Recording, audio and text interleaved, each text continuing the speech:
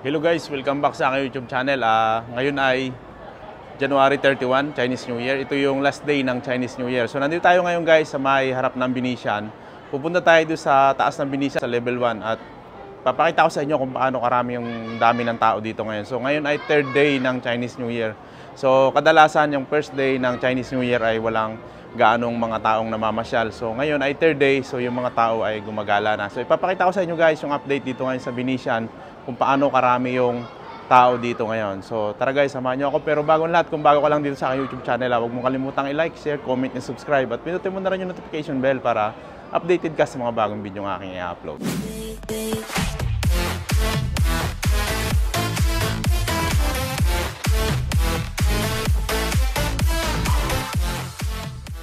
Pasok tayo guys doon sa loob. So ang daming tao dito ngayon. Ito yung pangatlong araw ng Chinese New Year. So ayan guys, pagpasok dito sa may lobby ng Venetian, daming tao. So ngayon yung mga turista naggagalaan sila kasi ito yung pangatlong araw. So kadalasan pag Chinese New Year, yung first day wala ganong tao.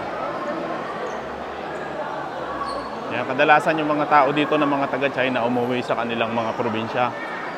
So kasama nila yung mga pamilya nila. Tapos yung ikalawang araw at saka ikatlong araw gumagala na sila. So ito yung loob ng Venetian dito sa may lobby. So papasok ito doon sa may loob ng casino. Pero hindi na ako papasok doon guys sa loob ng casino kasi bawal mag-video doon.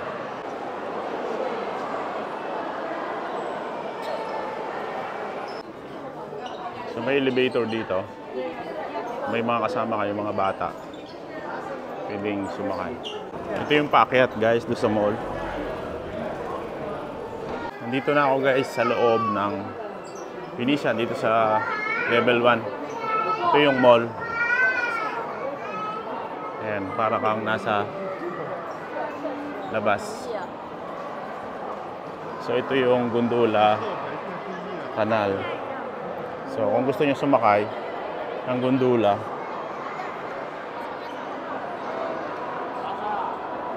ayan yung gondola sa baba. So ang daming mga Chinese dito ngayon. Ang daming mga turista. Ang ganda ng ceiling niya.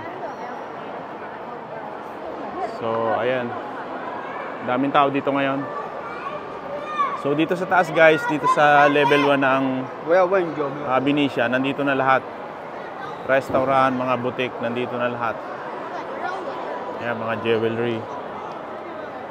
So, punta tayo doon sa kabila. Tingnan natin kung maraming tao doon sa loob.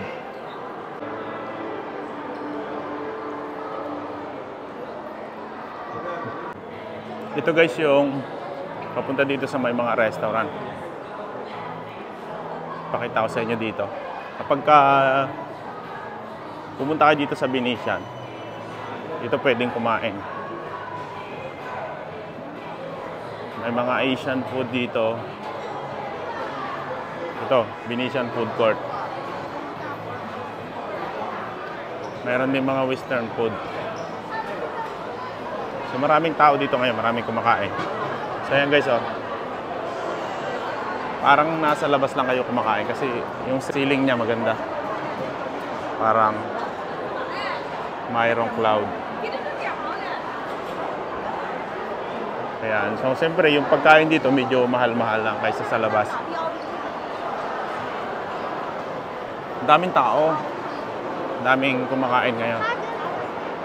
So, ganito talaga guys kapag patapos na yung Chinese New Year. Kasi hanggang February 4 yata yung kanilang holiday pa. So, bali 2 weeks yung holiday nila kapag ganyan, Chinese New Year. So, ang daming tao. Ayan yung mga sineserve na mga pagkain dito.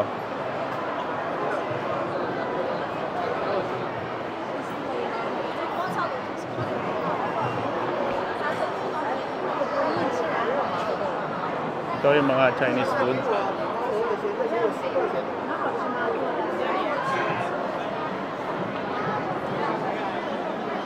Korean food.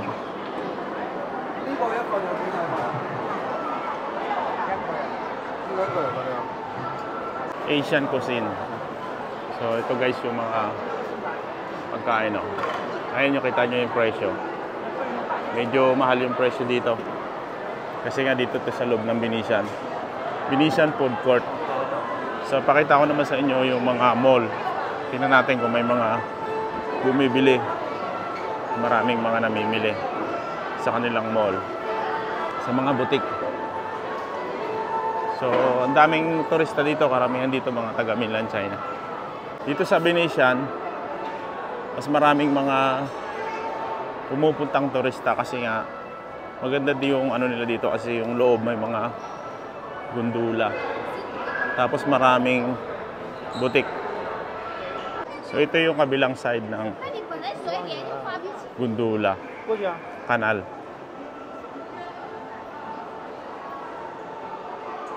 So marami ring tao dito. Daming mga namamasyal.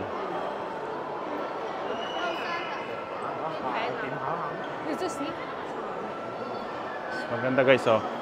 Europe style yung kanilang design. So dito naka-sale yung mga sapatos sa may catalog. So palagi naman nagsisale ito taon-taon. Mga Nike nila dito. Nike shoes.